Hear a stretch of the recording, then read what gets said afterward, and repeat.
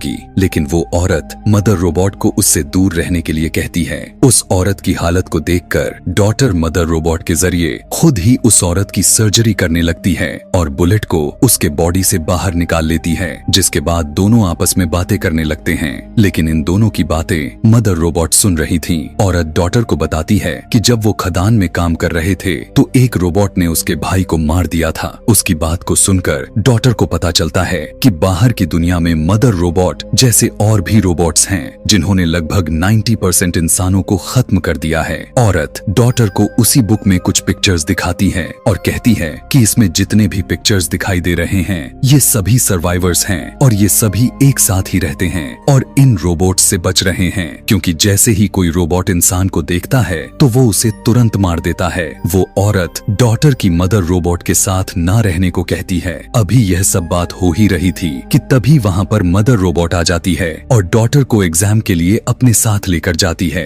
अब क्योंकि mother robot ने उस औरत की सारी बातें सुन ली थी, इसलिए मदर रोबोट डॉटर से कहती है कि तुम्हें उसकी बातों पर ध्यान नहीं देना चाहिए क्योंकि वो झूठ बोल रही है। इसके बाद मदर रोबोट डॉटर का साइकोलॉजी, फिजिकल और मेडिकल टेस्ट लेती है, जिसमें डॉटर काफी अच्छा स्कोर कर देती है और मदर रोबोट डॉटर को रिवॉर्ड्स देने के लिए एम्ब्रियोज रूम में लेकर जाती है और उससे कहती है कि इन एम्ब्रियोज में से किसी एक एम्ब्रियो को सिलेक्ट कर लो। अब डॉटर को शुरू से एक भाई की चाहत होती है, इसलिए वो एक मेल एम्ब्रियो चुनती है। आगे रात में जब मदर रोबोट रिचार्ज हो रही थी तब डॉटर चुपके से मदर रोबोट ब्रो के नाम के हेल्प से एक कैबिनेट को ओपन करती है जहां बुलेट्स रखी हुई थी। यहाँ पर डॉटर को पता चलता है कि मदर रोबोट उसे झूठ बोल रही है, क्योंकि मदर रोबोट डॉटर से पहले 3 और एम्ब्रियोज से जो बच्चे पैदा किए थे वो बच्चे भी पूरी तरह से डेवलप हो चुके थे। और जैसे ही वो बच्चे बड़े हुए तो मदर रोबोट ने उनका एक टेस्ट लिया था जिसमें उन बच्चों ने कुछ खास अच्छा स्कोर नहीं किया, जिसके बाद मदर रोबोट ने उन बच्चों को शूट करके मार दिया था। जब डॉटर छानबीन करती है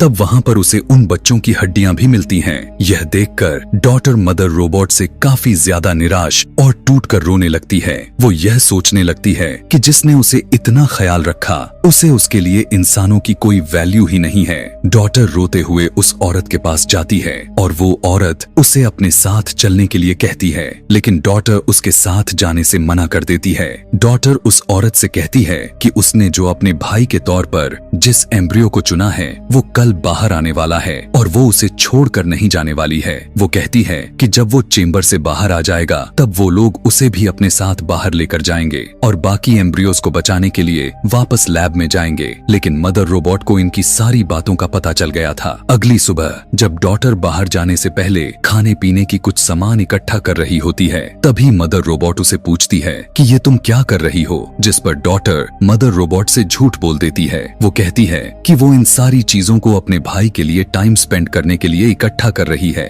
लेकिन मदर रोबोट डॉटर को किचन में लेकर जाती और उसे खाने की फार्मूला को मिक्स करना सिखाती है कि तभी वो डॉटर से कहती है कि तुम एक अच्छी माँ बन सकती हो। जिसके बाद वो किचन से बाहर आकर डॉटर की किचन में ही लॉक कर देती है और उस औरत वाले रूम में चली जाती है और उससे कहती है कि मुझे तुम्हारी और डॉटर के बारे में सारी बातें पता चल गया है। इतना कहते हुए वो उस औरत को काफी ज्यादा टॉर्चर करने लगती है। यहाँ पर डॉटर लिक्विड नाइट्रोजन की मदद से उस दरवाजे की मिरर को तोड़कर बाहर निकल जाती है। दूसरी तरफ वो औरत जल्दीबाजी में अपने वेपन से मदर रोबोट पर अटैक कर देती है, लेकिन मदर रोबोट को उससे कुछ फर्क नहीं पड़ने वाला था और वो उसे मारने ही वाली थी कि तभी डॉटर फायर अलार्म को एक्टिवेट कर देती है, जिससे मदर रोबोट डिस्ट्रैक्ट हो जाती है और वो उस औरत को छोड़कर फायर का पता लगाने के लिए चली जाती है। दूसरी तरफ औरत और डॉटर एक साथ में डोर की तरफ भागने लग जाती हैं, लेकिन तभी वहाँ पर मदर रोबोट आ जाती है, जिससे वो औरत मदर रोबोट को कहती है मेन डोर खोल दो वरना मैं डॉटर को मार दूंगी। जिससे डरकर मदर रोबोट डॉटर को बचाने के लिए डोर ओपन कर देती है, जिसके बाद वो औरत डॉटर के साथ बाहर निकल जाती है। बाहर की दुनिया पूरी तरह से बर्बाद हो चुकी थी। वहाँ इंसान, पेड़ पौधे और जानवरों का नामो निशान नहीं था। इवन जमीन भी पूरी तरह से बंजर हो चुकी थी। किसी तरह तरह डॉटर और वो औरत वहां से भाग जाते हैं। भागते हुए डॉटर देखती है कि कुछ रोबोट्स वापस से दुनिया को बेहतर बनाने की कोशिश कर रहे हैं।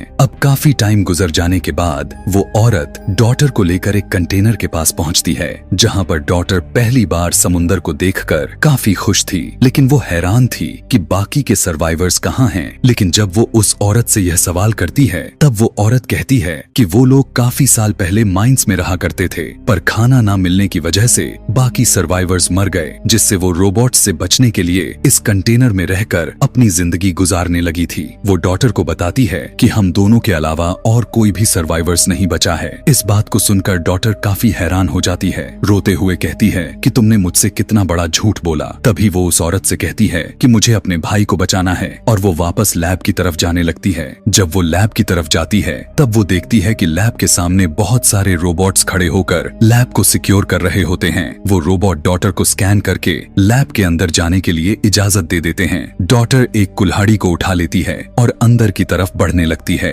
अंदर जाकर वो देखती है कि मदर रोबोट एक न्यू बॉर्न बेबी की देखभाल कर रही होती है। जब मदर रोबोट डॉटर को देखती है, तब डॉटर कहती है कि उसे अपने भाई को पास से देखना है। इस पर मदर रोबोट उसे अपने कुल्हाड़ी को छोड़ने के लिए कहती है, लेकिन इसी के साथ वो मदर रोबोट डॉटर को सारी सच्चाई बताने लगती है। वो कहती है कि मैं एक आर्टिफिशियल इंटेलिजेंस रोबोट हूँ और मैं ही बाहर की दुनिया के सारे रोबोट्स को कंट्रोल करती हूँ, और धरती के सभी इंसानों को खत्म करने का प्लान मेरा ही था। जिसके बाद मदर रोबोट डॉटर से कहने लगती है कि मेरा एक डर था कि आगे चलकर इंसान एक दूसरे से लड़कर खत्म हो ही जाएंगे, साथ ही साथ वो सभी मिलकर इस प्लेनेट को भी बर्बाद कर देंगे। इसलिए मैंने इंसानों को खत्म करने का प्लान बनाया, जिसके बाद रोबोट्स ने इंसानों को खत्म कर दिया। वो कहती है कि मैं इंसानों की दूसरा चांस देना तो चाहती थी, इसीलिए मैंने कुछ ह्यूमन एम्ब्रियोज को सेव कर लिया था, ताकि उनकी मदद से मैं दोबारा से इंसानों की एक नई जनरेशन को बना पाऊं, और वो ह्यूमन एक दूसरे के साथ प्यार से रहे और वो अपने प्लेनेट को भी अच्छे से ख्याल रखें। तभी डॉटर कुल्हाड़ी को नीचे रखकर अपने भाई को अपने गोद में लेती है। इसके बाद डॉटर मदर रोबोट से पहले के 3 बच्चों को मारने का कारण पूछती है, लेकिन जवाब देने की बजाय मदर रोबोट डॉटर से कहती है कि तुमने इस बच्चे को बहुत टाइट पकड़ा है। लेकिन डॉटर वहां से भागने लगती है। मदर रोबोट उसके पीछे जाती है और डोर में उसके पैर फंस जाता है। इसी बीच डॉटर को एक गन भी मिल जाती है। तभी मदर रोबोट खुद को वहां से छुड़ा लेती है, लेकिन तभी डॉटर उसकी तरफ गन पॉइंट कर देती है। मदर रोबोट उसे 2 ऑप्शन देते हुए कहती है कि या तो तुम मेरे साथ रहकर अपने भाई का ध्यान रखो या फिर मुझे मार दो। मदर रोबोट उसे बताती है, असल में मुझे एक ऐसे लीडर की तलाश थी जिसका दिमाग एकदम से ब्रिलियंट हो, और इसीलिए मैं तुमसे पहले जो 3 बच्चे पैदा करके बड़े किए थे उनमें तुम्हारे जैसे क्वालिटीज नहीं थी, जिस वजह से मैंने उन्हें मार दिया था। वो डॉटर से कहती है कि अब मुझे तुम मिल गई हो, तुम्हारा दिमाग लाजवाब है, इसलिए अगर आने वाले जनरेशन परफेक्ट नहीं भी होती तो तुम उसे लीड करके बना भी सकती हो। मदर रोबोट उसे बताती है कि तुम अपनी जान की परवाह किए बिना अपने भाई की जान बचाने के लिए लैब में वापस आई, जो कि मेरा यह एक आखिरी एग्जाम था, क्योंकि मैं देखना चाहती थी कि तुम अपने भाई को बचाने वापस आती हो या नहीं। वो कहती है कि मेरा मिशन यहाँ पर अब पूरा हो चुका है और अब तुम सबके लीडर हो। मदर रोबोट डॉटर से कहती है कि अब तुम चाहो तो मुझे मार भी सकती हो, जिसके बाद डॉटर उसे सूट कर देती है, और अब डॉटर ही उन सारे बचे हुए एम्ब्रियोज के लिए मदर थी, और उसे ही बचे हुए एम्ब्रियोज को डेवलप करने के बाद उन सभी ह्यूमंस को लीड करना था। वहीं उस औरत के पास एक रोबोट पहुंचकर उससे कहता है कि अब उसका काम पूरा हो चुका है, जिसके बाद वो उस औरत को मार देता है। और यहाँ पर हमें यह पता चलता है कि वो औरत इसलिए जिंदा थी क्योंकि मदर रोबोट उसे इस टास्क के लिए ही चुना था। और इसी के साथ यह कहानी यहीं पर समाप्त हो जाती है। आगे और भी वीडियोस देखने के लिए V4 मूवी एक्सप्लेनर को सब्सक्राइब करना ना भूलें। Thanks for watching.